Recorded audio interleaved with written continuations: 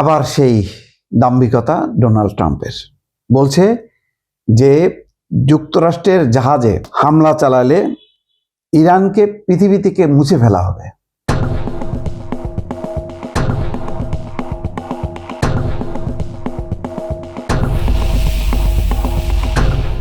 একটা স্বাধীন সার্বভৌম দেশ, এরকম ভূখণ্ড, ইরানকে মুছে ফেলা হবে, এটা বলতে পারে কেউ?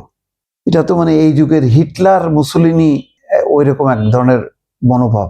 অদ্ভুত, মানে বলছে, এখনো বলে যাচ্ছে। এর ফলে কি হলো, এই বলার সাথে সাথে তেলের দাম বেড়ে গেল, ব্যারেল প্রতি $116 না $18 যে উন্নীত হলো।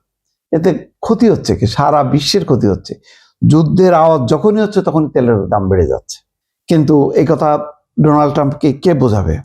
বলা হচ্ছে যে ফক্স নিউজকে দেয়া সাক্ষাৎকারে প্রজেক্ট ফ্রিডম, মানে তার যে হরমুজ প্রণালীতে ঢুকবে যুদ্ধজাহাজ, যে প্রজেক্ট ফ্রিডম চলাকালে ইরান যদি মার্কিন জাহাজে হামলা করে তাহলে দেশটিকে পৃথিবীর মানচিত্র থেকে মুছে ফেলা হবে। তিনি বলেন, শান্তি আলোচনায় ইরান এখন অনেক বেশি নমনীয় হয়েছে, পাশাপাশি যুক্তরাষ্ট্রের সামরিক সক্ষমতা ইরানের চেয়ে উন্নত বলেও মন্তব্য করেন। তো নমনীয় হয়েছে, তাহলে নমনীয় আহ্বান তো জানাইতে হবে। উত্তেজনা কেন? ইরানের পার্লামেন্টের স্পিকার গালিবাফ বলছেন যুক্তরাষ্ট্র যুদ্ধবিরতি লঙ্ঘন করছে। ওই যে তার হরমুজ প্রণালীতে সে ঢুকাই দিবে। পাকিস্তানের মধ্যস্থতায় আলোচনায় এগিয়ে যাচ্ছে আরাকচি বলছে। আর যুক্তরাষ্ট্রের পরিকল্পনার নাটকীয় কোনো পরিবর্তন আসবে না, নৌশঙ্কা। সব মিলায় যে অবস্থা, এর মধ্যে ফুজারাতে ইরান হামলা চালাইছে পেট্রোকেমিক্যাল কমপ্লেক্সে। এখন মিডল ইস্টের আরব দেশগুলো তাদের নিজেদের মধ্যেই শুরু হয়ে গেছে। সম্ভবত সৌদি আরবের সমর্থনেই ইরান এটা করতে পারে বলে অনেকে ধারণা করছে। কিন্তু সবচেয়ে বড় কথা হলো যে এখন শক্তি দিয়ে যদি হরমুজে যুদ্ধজাহাজ প্রবেশ করে আর ইরান যদি আক্রমণ চালায়, তাহলে ইতিমধ্যে পরিস্থিতির নাজুক হবে এবং তার আলামতও কিন্তু শুরু হয়ে গেছে।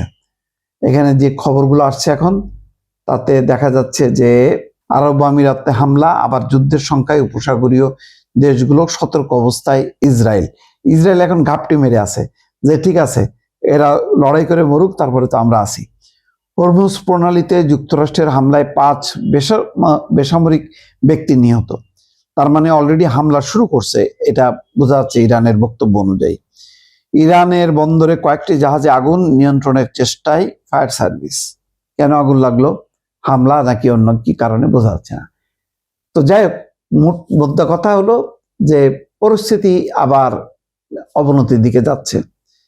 আমিরাত পাল্টা কোনো কি প্রতিশোধ নেয় অথবা আমেরিকাকে আরো অনুপ্রাণিত করে কিনা হামলার জন্য বোঝা যাচ্ছে না।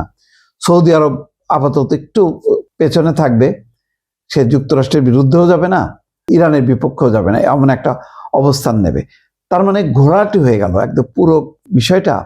এই মধ্যপ্রাচ্যের যুদ্ধ, ইরানে হামলাকে কেন্দ্র করে একটা জটিল পরিস্থিতির দিকে এগোচ্ছে এই পর্যায়ে। সবচেয়ে ভালো ছিল যদি আলোচনা করে পরিস্থিতিটা নিয়ন্ত্রণ করা যেত, কিন্তু সেরকম পরিস্থিতির দিকে যাওয়ার কোনো ইচ্ছা আমেরিকা এবং ইসরায়েলের নেই, সেটা বোঝাই যাচ্ছে এইসব পরিস্থিতি অনুধাবন লক্ষ্য করে আর কি। যা পরিস্থিতি সেটা পর্যালোচনা করলে দেখা যাবে যে এখন আরব দেশগুলো মনে হচ্ছে যে এক পক্ষ আর এক পক্ষের বিরুদ্ধেই যুদ্ধ শুরু করবে।